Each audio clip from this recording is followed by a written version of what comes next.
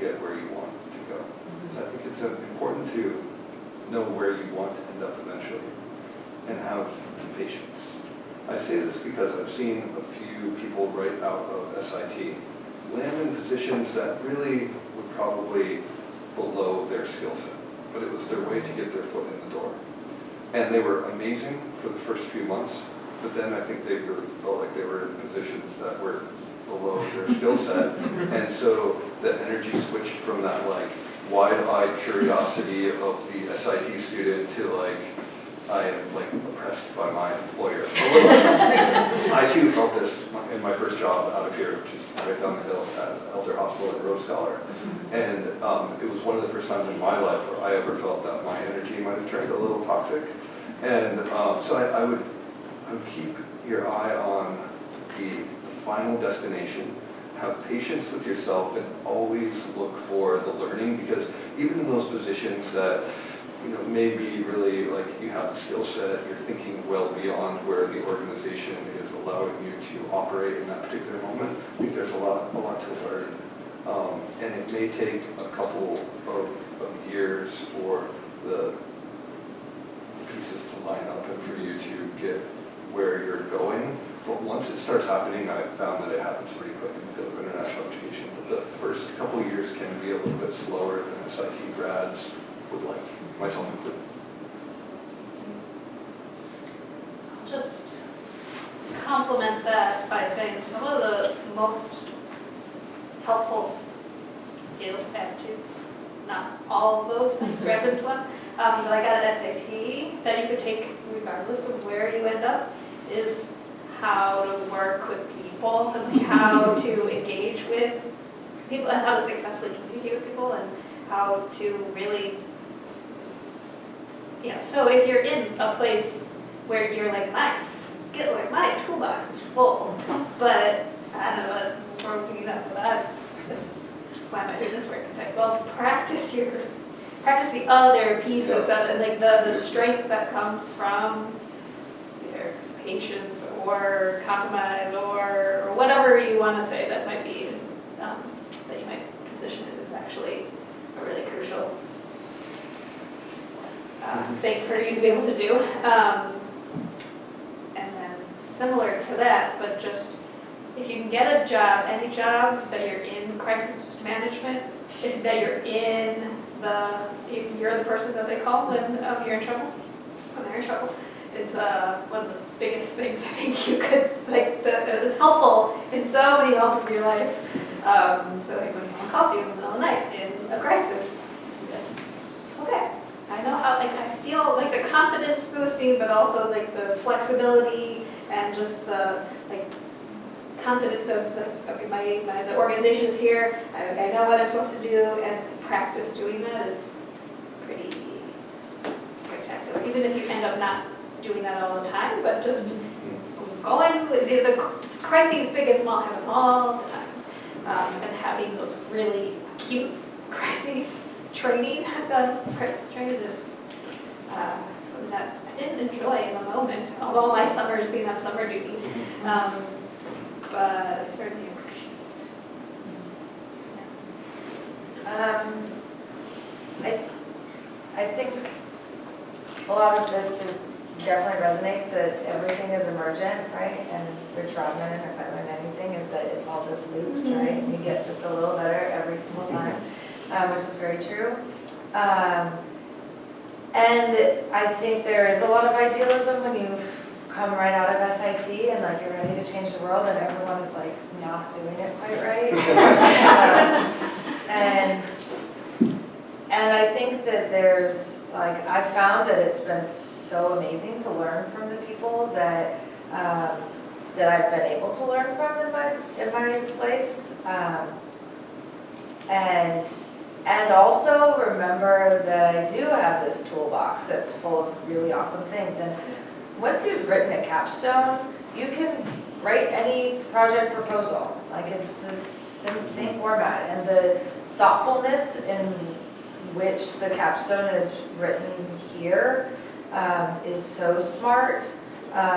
Just today, thinking about needs assessment, super simple, often overlooked. And we've been doing this program, getting secondary school placement people to come up to the Putney School to experience, it's called Experience Putney, and it's a 2-day thing, and for this spring one that's coming up, we've invited 40 people, and we've gotten 6 RSVPs that are no, and 0 yeses, and today I was like, maybe we need to think about something different, like this is like, we want these people to know about Putney, but clearly them coming up to Vermont is not something that they're able to do, it's not working, so maybe we should ask them what they want. Pretty straightforward, and I think there's such a thoughtfulness that you learn at SIT with moving through the steps of getting something done and realizing a vision that you have. And that can come out in anything, even if you don't work in international education, which sometimes that happens, right? And a lot of the work that I do has nothing to do with international education, and I still have been able to put together really smart programs and planning and be inclusive of everyone's voice and all of that. So I think that a lot of the technical skills from D&D are real. And maybe the most important thing is download those PDFs. Truly, that is like, this is an expensive education that you're getting, and if you don't keep those, then it's like, are you kidding me? All I have is my notes, which like, what about all those articles that I didn't actually read as thoroughly as maybe I thought that I did? You know, for real. I would, everything, Moodle, if that's what you use, like truly take an afternoon and get all of that because you are paying for it and you will want it later.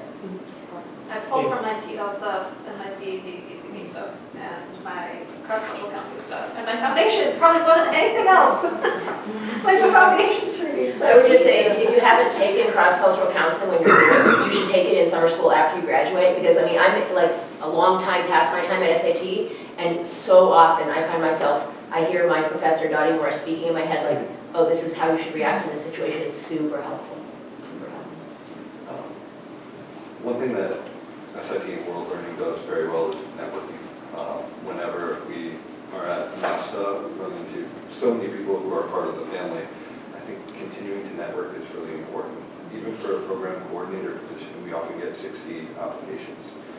So getting an interview can be a little bit challenging, but if you have that one little personal connection, if you know someone, you can email them, ask them if they would review your application, or is there a way to get an interview? It works. I think I met you at my NAFSA when I was a student. You emailed me to ask if I wanted to apply to a job, so I asked. See, it's like, there was a time I interview every single SIT applicant that came through regardless when we were hiring, because of the network and because of the trust I have in the program here. But just finding that network, nurturing it, connecting with people is great when applying for positions. Thank you. So we're about out of time right now. If there's any final thoughts or anything you want to conclude with or add, if not, then if you would like to stay and continue the conversation, you're welcome to, but not obligated to at all. And also, you're welcome to stay for dinner as well. But any final thoughts or comments that we want I think some of you I know have already applied to this. I'm like, not gonna look at anybody. I'll look at Linda. I haven't applied. I have applied for an intern for next year that will work collaboratively with the International Office and the experiential/career office. To be an expanded Dora. I mean, you actually get to work with Dora for half the year because she's taken my job for a few months. And Kate, who was another SIT SLO alum. So if you don't know about this job already, if you haven't already applied, I think we gave you till the end of this week, or maybe Monday, sometime soon, to send you. You'll be getting back to us next week. Yes. Yeah, we're getting back to you next week. Yeah, we're trying that out a little bit. But yes. Send me your things. I will. I'll write them.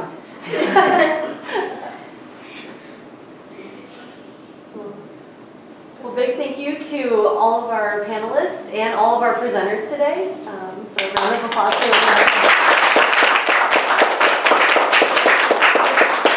Before we close, I just want to thank Twee and Andrew and Kelsey. The three of you have put in an immense amount of work to make today possible during one of the most stressful times of the whole academic year, and your contribution to your learning community is appreciated and noted. So thank the three of you so much.